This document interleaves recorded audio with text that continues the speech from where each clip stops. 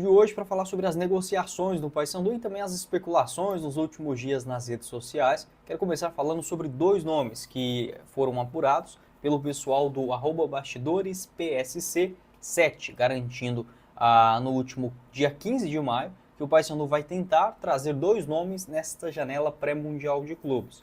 O retorno de Paulinho Boia após a passagem em Portugal e o empréstimo também do Matheus Davó, que estava no Mirassol. É bom que tirem o escorpião do bolso e contratem sem esquemas, diferente do início do ano. Tá aí o recado também da galera dos bastidores do Paysandu. Em relação a estes dois nomes, vamos lá. Acredito que seriam sim bons reforços, tá?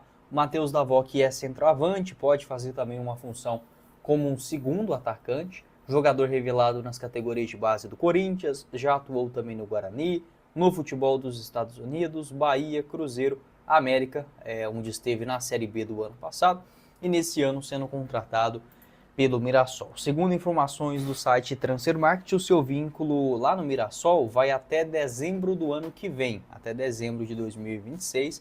Ele pertence de fato ao clube do interior paulista. Nesta Série A não vem jogando com frequência.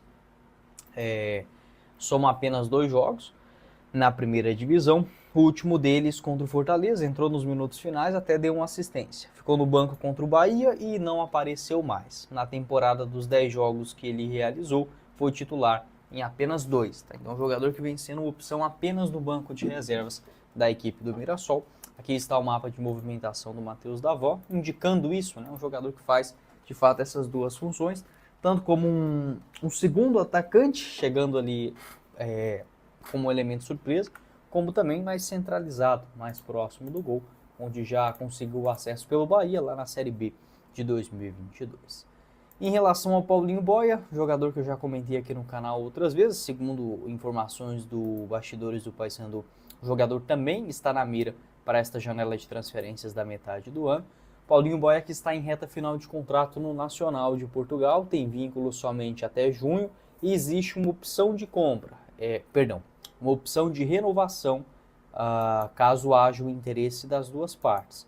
Paulinho Boia, apesar de números discretos, ele vem jogando até que muito, tá? Há 15 jogos, sendo 13 deles na condição de titular, um gol e uma assistência. Jogou contra o Porto nesse último finalzão de semana, foi titular também contra o Rio Ave, contra o Vitória de Setúbal. Momento delicado do Nacional no Campeonato Português, mas não deve ser rebaixado. Tá bom? Então, Paulinho Boia, que pode sim estar nos planos também do clube português para a próxima temporada europeia. No Paysandu foram 18 partidas, com 3 gols marcados e 2 assistências. O que você pensa em relação ao Paulinho Boia? Atleta que também é experiente, né? Apesar de jovem ainda, tem 26 anos, mas já jogou no Juventude, foi bem lá na Série A de 2021, revelado nas categorias de base do São Paulo, jogou também no América Mineiro, Mirassol e o futebol do Japão, retornando para Portugal nesta janela da metade. O Júnior Todinho também foi um nome especulado nos últimos dias, atleta que perdeu um pouco de espaço no Vila, na Série B, mas foi titular na última rodada. Intercala entre reserva e titular. Na temporada até agora, com números discretos, apenas 20 jogos, 1 gol marcado e 1 assistência. Só jogou bem contra o Goiás, esse Zé Ruela, né? Brincadeiras à parte, é um jogador que eu acho até interessante, tá? Para uma realidade de Série B. Faz uma função pelos dois lados, tanto na ponta direita como também pela ponta esquerda. Já jogou um pouco mais centralizado, se eu não estiver enganado, na época do Guarani e do Cuiabá também. Aqui está o mapa de movimentação do jogador no Campeonato Goiano, com 12 jogos, 10 deles na condição de titular, apenas 1 gol marcado. Muito pouco, né, para um jogador do ataque.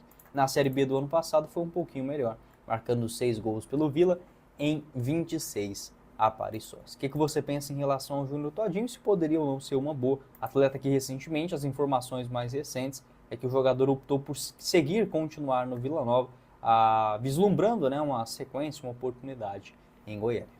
Faça sua aposta no Paysandu com a Betfair a partir de R$1. O link é aqui embaixo na descrição do nosso vídeo. E você pode apostar, por exemplo, na vitória do Paysandu no próximo jogo contra o Novo Horizontino. A vitória está pagando 6,50 a cada real apostado. Ou seja, se você apostar, por exemplo, R$50 em uma vitória do Paysandu e ela acontecer, pode voltar para você até 325 com o nosso parceiro aqui do canal. Um empate no interior de São Paulo pagando 3,50. Vitória do Novo Horizontino em casa a 1,50. Vamos montar aqui um outro bilhete também, vou com os favoritos da rodada, ó. Vou de vitória do Goiás contra a Ferroviária, do Atlético Paranaense contra o Atlético, vou de vitória do Avaí contra a Chapecoense e vou de empate, Novo Horizontino e Paysandu. Esse bilhete está numa odd de 14, você apostando R$50, pode voltar até 706 com a Betfair.